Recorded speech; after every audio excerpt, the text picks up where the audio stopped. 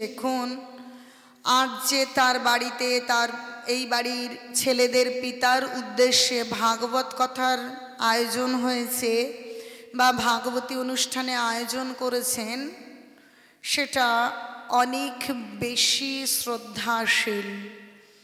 কারণ যদি মৃত আত্মার উদ্দেশ্যে বা জীবিত আমরা যারা রয়েছি, যারই মঙ্গল কামনা করতে চাই কিনা, সেই মঙ্গল প্রকৃত মঙ্গল সাধিত হয় যদি ভাগবতী অনুষ্ঠান হয়।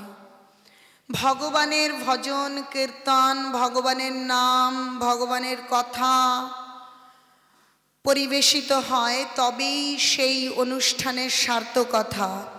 ভগবানকে বাদ দিয়ে যত বড় অনুষ্ঠানই হোক, সেই অনুষ্ঠান আমাদেরকে অধঃপতিত করে বই অন্য কিছু করে না।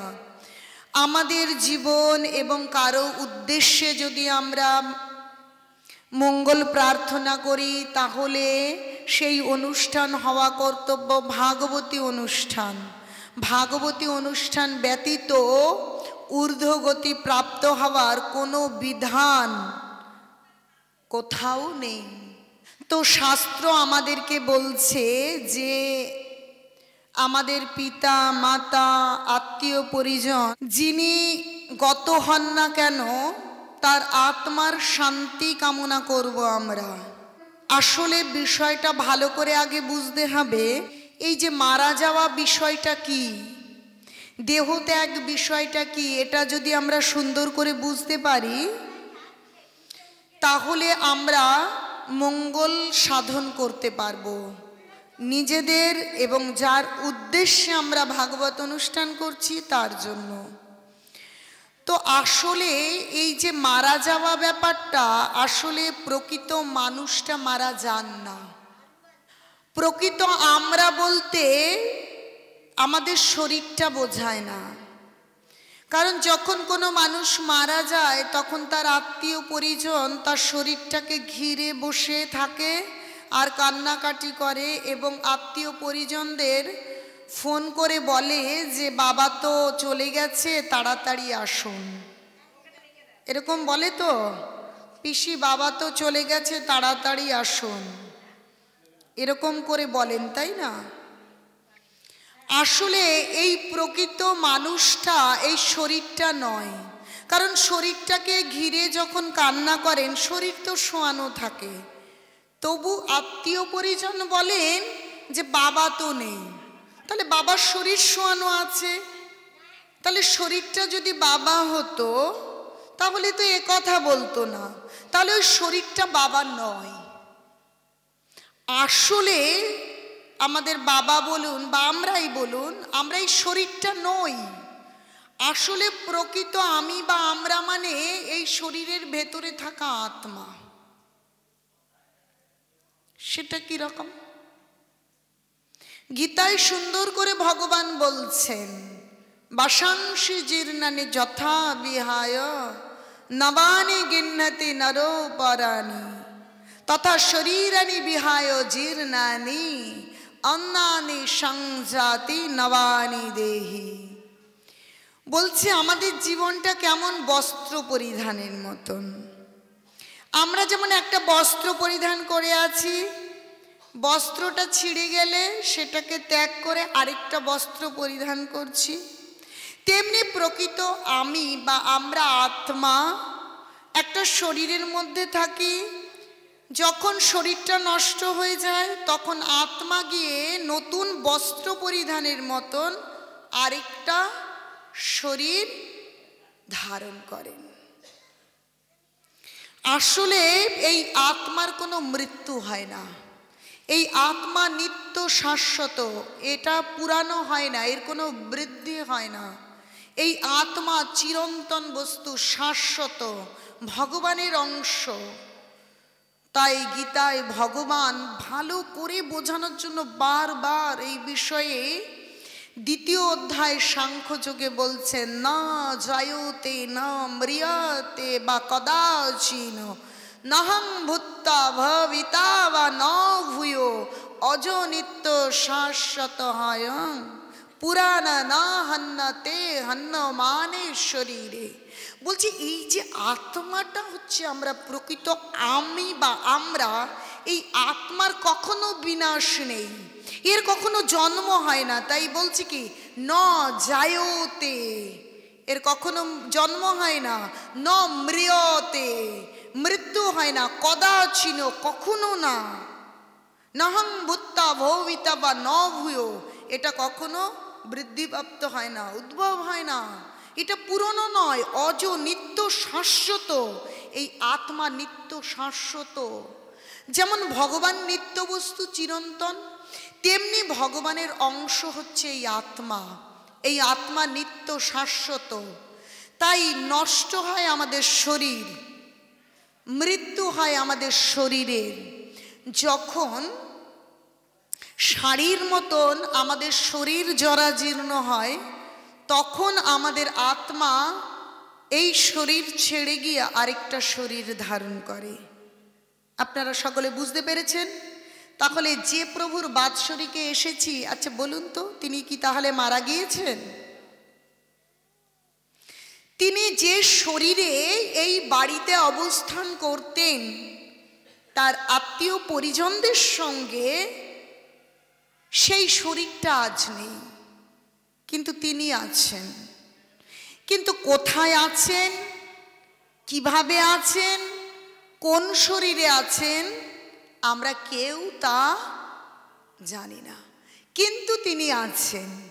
আচ্ছা আপনারা বলুন তো, রাত তো হয়েছে, সূর্যকে দেখতে পাচ্ছি না, তাহলে সূর্য কি আছে না নেই? আমরা সাধারণভাবে বলবো সূর্য নেই, কিন্তু সূর্য আমাদের এই ভারতবর্ষের দিকে নেই, আমেরিকার দিকে আছে। কিন্তু সূর্য নেই এ কথা আমরা বলতে পারি না, সূর্য আছে, আমাদের দিকে নেই। তাই ওই শরীরের যে আত্মা, প্রকৃত হরিপদ দে, তার যে আত্মা, সেই আত্মা আছে। কিন্তু আমাদের সামনে যে শরীরটায় তাকে আমরা চিনতাম, সেই শরীরটাই তিনি আমাদের সামনে নেই। তাহলে প্রকৃত তিনি আছেন।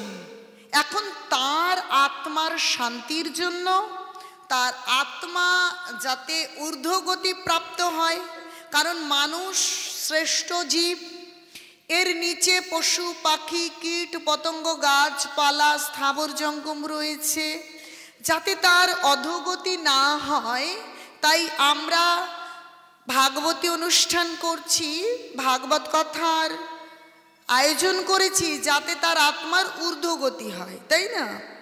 এখন সেই আত্মা কোথায় আছে সেটা আমরা কেউ জানি না, কিন্তু কে জানে? আপনারা জানেন?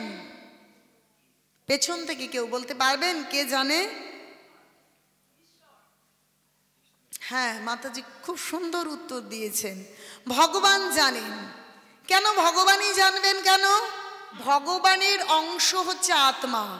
যে আত্মা রয়েছে বলে আমরা জীবন্ত, যে আত্মা চলে গেলেই আমরা ডেড বডি হয়ে যাই, সেই আত্মাটা ভগবানের অংশ। যেমন আমাদের শরীরের অংশ। ধরুন আমি বসে আছি, আমার পায়ের তলা কিন্তু আমি দেখতে পাচ্ছি না, কিন্তু পায়ের তলায় একটা পিনের মতন খোঁচা লাগলো, আমি তো দেখছি না, কিন্তু আমি এই আসনে বসে বুঝতে তো পারছি যে আমার পায়ে কিছু একটা হলো। কেন? কারণ আমার শরীরের অংশ ওটা, তাই আমি দেখতে না পেয়েও বুঝতে পারছি যে পায়ে কিছু হয়েছে। তাহলে আমার পায়ের অনুভব, আমার ওই অঙ্গটা কোথায় আছে, কি হচ্ছে, সেটা আমি বুঝতে পারছি। ভালো করে বুঝবেন। তাহলে আমাদের এই হৃদয়ে এখানে যে আত্মা রয়েছে, সেই আত্মাটা হচ্ছে ভগবানের অংশ, সেই জন্যই তার মৃত্যু নেই। তো সেই আত্মাটা কোথায় আছে, কিভাবে আছে, সেই খবর আমাদের কারো কাছে না থাকলেও ভগবানের কাছে আছে, এবং তিনি জানেন যে সেই আত্মা কোথায় আছে। তাহলে তিনি যখন জানেন যে আত্মা, আমাদের যিনি পিতা ছিলেন, আমাদের যিনি পরম সুহৃদ ছিলেন, তিনি কোথায় আছে, তার মঙ্গল কামনা করতে চাইছি, তাহলে আমাদের কার শরণ গ্রহণ করতে হবে? তাহলে তার যদি মঙ্গল করতে হয় একমাত্র ভগবানের চরণে গিয়ে পড়া ছাড়া আর আমাদের কোনো উপায় আছে কি? কিন্তু আমরা বুঝতে পারছি না। ভগবান কেন্দ্রিক শ্রাদ্ধ বা ভগবান কেন্দ্রিক বাৎসরিক করছি না। লোকে নিন্দা করবে মাছ খাওয়াইনি, যে লোকে নিন্দা করবে ভাগবত কথা দিল, বৈষ্ণব সেবা দিল, হয়ে গেছে। আমরা সব সময় জড়জাগতিক নাম যশ প্রতিষ্ঠা আর অহংকার কামনা করছি, কিন্তু আমরা প্রকৃত এই চিন্তা করছি না যে আমার বাবার কিসে মঙ্গল হবে। আমি চিন্তা করছি আমার নাম ডাক কিসে হবে। কতটা বেশি বেশি দামি মাছ খাওয়াতে পারলাম, দামি দামি আহার্য বস্তু দিতে পারলাম, সেটা নিয়েই আমরা সব সময় চিন্তা করছি। কিন্তু গীতা ভাগবতম গ্রন্থকে পড়বার চিন্তা করি না, সেটা জানবার চিন্তা করি না, যে আসলে প্রকৃত মঙ্গল কোথায় লুকিয়ে আছে, কোনটা করা কর্তব্য, কি করলে ভালো হবে, সেটা আমরা কখনো বোঝবার চেষ্টা করছি না। কেবল আমাদের জড় জাগতিক নাম যশ প্রতিষ্ঠার অহংকারকে চিন্তা করে আমরা সমস্ত কার্য সংঘটিত করছি। তাহলে ভগবান যখন জানেন, তাহলে আমরা ভগবানের চরণে আশ্রয় নেব, ভগবানের কাছে প্রার্থনা করব। যখন একজন অনেক ক্ষমতা সম্পন্ন নেতাকে দিয়ে কোনো কাজ আমাদের হাসিল করতে হয়, কি তার কাছে বিনয়ের সঙ্গে যেতে হয়, তাই না? একবারের জায়গায় 10 বার যেতে হয়, বিনয়ের সঙ্গে তাকে অনুরোধ করতে হয়, তারপরে আমার কার্য সিদ্ধি হয়, তাই না? তাহলে দেখুন, আমাদের উচিত আমাদের নিজেদের মঙ্গল, যিনি চলে গিয়েছেন তার পরম মঙ্গল, মঙ্গলের জন্য ভগবানের চরণে আশ্রয় গ্রহণ করা। কারণ তিনি জানেন তিনি কোন অবস্থায়, কিভাবে, কোথায় আছেন। তাই যদি মৃত আত্মার উদ্দেশ্যে আমাদের যে তার আত্মার ঊর্ধ্বগতি প্রাপ্ত হোক, সেটাই আমাদের মনের ইচ্ছে হয়, তাহলে আমাদের তার শ্রাদ্ধই বলুন, বাৎসরিকই বলুন, তাকে কেন্দ্র করে যে অনুষ্ঠানই বলুন, তা ভাগবতী অনুষ্ঠান করা কর্তব্য। এখন হরিপদ দেব প্রভুর বাড়ির ছেলেরা, আত্মীয় পরিজন, তারা ভাগবতী অনুষ্ঠানের আয়োজন করেছে, তাহলে তারা যথ উপযুক্ত কার্য করেছে, তাই না? এবং তাদের সত্যি সত্যি বিবেকের উদয় হয়েছে এবং শুভ বুদ্ধি এসেছে, তাই তারা ভাগবত কথা এবং ভক্তদের নিয়ে এসে ভাগবতী অনুষ্ঠান করছে।